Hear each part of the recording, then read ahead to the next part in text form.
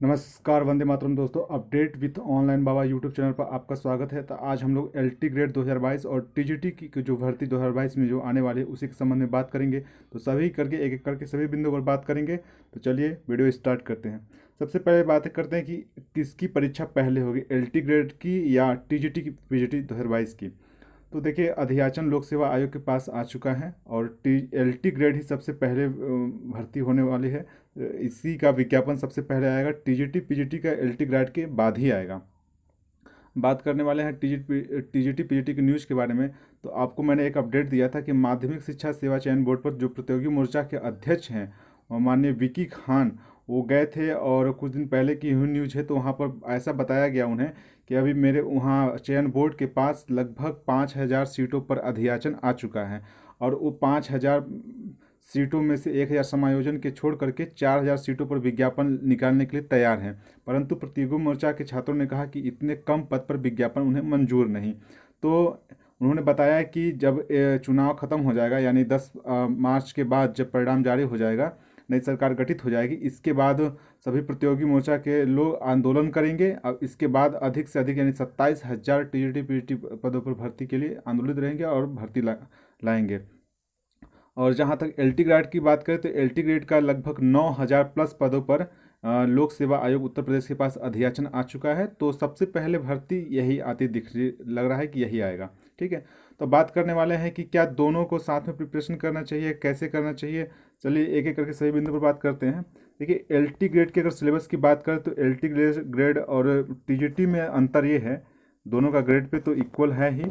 और एक तो ठीक है कि टोटली जीआईसी में आपका एलटी ग्रेड में नियुक्ति होगा और उसमें अशासकीय माध्यमिक विद्यालय में आपका नियुक्ति हो सकता है टीजीटी में।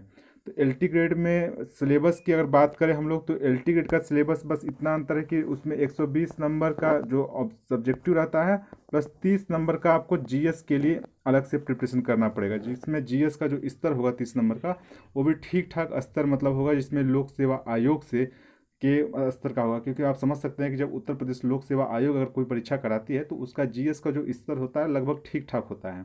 ठीक है, तो यही विशेष अंतर है। और जब आप टीजीटी पीजीटी की तैयारी करेंगे तो आपको 2 सब्जेक्ट लेकर के उसी सब्जेक्ट से केवल तैयारी करना होगा। तो सबसे आसान थोड़ा सा टीजीटी आसान, तो दोनों ही परीक्षाएं टफ है। किसी भी एग्ज़ाम को यहाँ यूपी में नहीं कह सकते हम कि आसान है, लेकिन दोनों ही परीक्षाएं टाइप है। लेकिन दोनों में से थोड़ी सी अगर आसान की बात करें तो टीजीटी की जो आपका जो एग्ज़ाम है टीजीटी का, उसमें थोड़ा सा इजी इसलिए पड़ जाता है क्योंकि आपको केवल अपने ऑप्शनल सब्जेक्ट की ही तैयारी करनी होती है, ना आपको जीएस पढ़ना पड़ता है। मान लीजिए आप अगर हिंदी के विद्यार्थी हैं तो आपको केवल लैंग्वेज से पढ़ना पड़ेगा। ठीक है, लेकिन अगर कहीं आप अगर एलटी ग्रेड में दे रहे हैं तो आपको हिंदी के साथ साथ आपको सभी विषयों में, मतलब जीएस में 30 नंबर की सभी विषयों में, जैसे अगर मान लीजिए इतिहास हो गया, भूगोल हो गया, भारतीय राज्य व्यवस्था हो गया, अर्थशास्त्र का हो गया और सामान्य विज्ञान हो गया, तो आपको सभी को देखना पड़ेगा। अब यही चीज़ आपको टीजीटी में नहीं देखने को मिलेगी। इसलिए थोड़ा सा आसान कह सकते हैं कि है कि उसमें विविधता एलटी ग्रेड में बहुत ज़्यादा है और टीजीटी में कम है। लेकिन यूपी में देखिए, इसीलिए मैं कह रहा कि दोनों के साथ में प्रिपरेशन क्यों करें, क्योंकि यूपी है भाई। यूपी में पॉपुलेशन भैया इतना बहुत ज़्यादा है कि कोई भी एग्ज़ाम आसान नहीं है। इतने एक से एक टैलेंटेड लोग पढ़े हुए हैं, तो इसलिए आप अगर जो भी एग्ज़ाम की प्रिपरेशन में आती है, जो भी वैकेंसी आती है, जी जान से प्रिपरेशन करती है।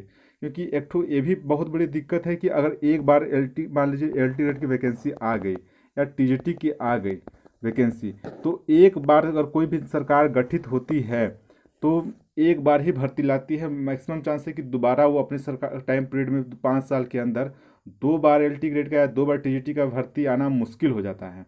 अगर आ भी जाए तो 2 बार से ज़्यादा तो नहीं आ पाती, वो भी शायद पूरी हो जाए तो बहुत बड़ी भाग्य है। तो यूपी की बहुत बड़ा विडंबना है कि आप इसलिए कोई भी एलटी ग्रेड आया है या टीजीटी आया, दोनों की प्रिपरेशन में लगे रहिए। क्योंकि दोनों ही भर्ती, आपको याद होगा कि 18 एलटी ग्रेड के बाद कोई भी भर्ती नहीं आई। तो इसलिए हम करते रहिए लगातार, क्योंकि एक बार ही मौका मिलेगा आपको 5 साल में, फिर नई सरकार बनेगी, फिर वो, क्योंकि इन लोग का लगभग लगभग हर साल का रवैया यही रहा है कि मतलब अपने 5 साल के टाइम पीरियड में लगभग एक ही भर्ती कंप्लीट कराते हैं। इसलिए दोनों ही भर्तियों में आप लगे रहें। हाँ, इसके लिए तैयारी की रणनीति यही होगी कि आप लोग जीएस की जो प्रिपरेशन, जो 30 नंबर का जो जीएस एलटी ग्रेड में एक्स्ट्रा पूछा जाता है, मतलब थोड़ा सा सिलेबस से हटका है, उसका प्रिपरेशन आप करते रहिए। बाकी जो आपका सब्जेक्टिव है उस पर आप कंटिन्यू उसको भी हमेशा देखते रहिए। इससे होगा यूँ कि आपका हमेशा प्रिपरेशन कंटिन्यू साथ चलता रहेगा, एलटी ग्रेड का भी और टीजीटी का भी, क्योंकि दोनों मौके आपको खोने नहीं हैं। क्योंकि अगर हो सकता है आपका जीएस पोर्शन वीक हो, सब्जेक्टिव अच्छा हो, तो आप सोचेंगे कि नहीं, हम जब टीजीटी पीजीटी की भर्ती आएगी तो मेरा उसमें सिलेक्शन हो जाएगा, मैं एलटी ग्रेड का एग्जाम अच्छे से नहीं दूंगा। तो ऐसा मत सोचिए कदापि नहीं, क्योंकि एलटी ग्रेड की वैकेंसी आने के बाद टीजीटी में हो सकता है लेट हो जाए। और सोच जान सकते हैं कि क्योंकि एक ही बार सोचिए, लगभग लगभग एक ही बार आपको भर्ती देखने को मिलेगी कोई भी सरकार में, तो इसलिए आप दोनों ही एग्ज़ामों के लिए अच्छे से प्रिपेयर्ड रहें। और मैं, अगर आपको एल टी ग्रेड के जीएस के बारे में बात करें, तो मैं आपको एल टी ग्रेड का जीएस ऑनलाइन प्लेटफॉर्म तैयार करा दूंगा। और मैंने जीएस के 3 प्रैक्टिस सेट डाले भी हैं, जिसमें प्रश्नों का स्तर अभी उतना उच्च नहीं रखा है मैंने, धीरे धीरे प्रश्नों का लेवल बढ़ाते जाऊंगा। ठीक है, तो आप देख सकते हैं मेरे प्लेलिस्ट में जा करके। ठीक, यही रही आज की अपडेट। और वीडियो आपको अच्छा लगा तो प्लीज़ वीडियो को लाइक करें और चैनल को सब्सक्राइब करें। वीडियो देखने के लिए बहुत बहुत धन्यवाद दोस्तों।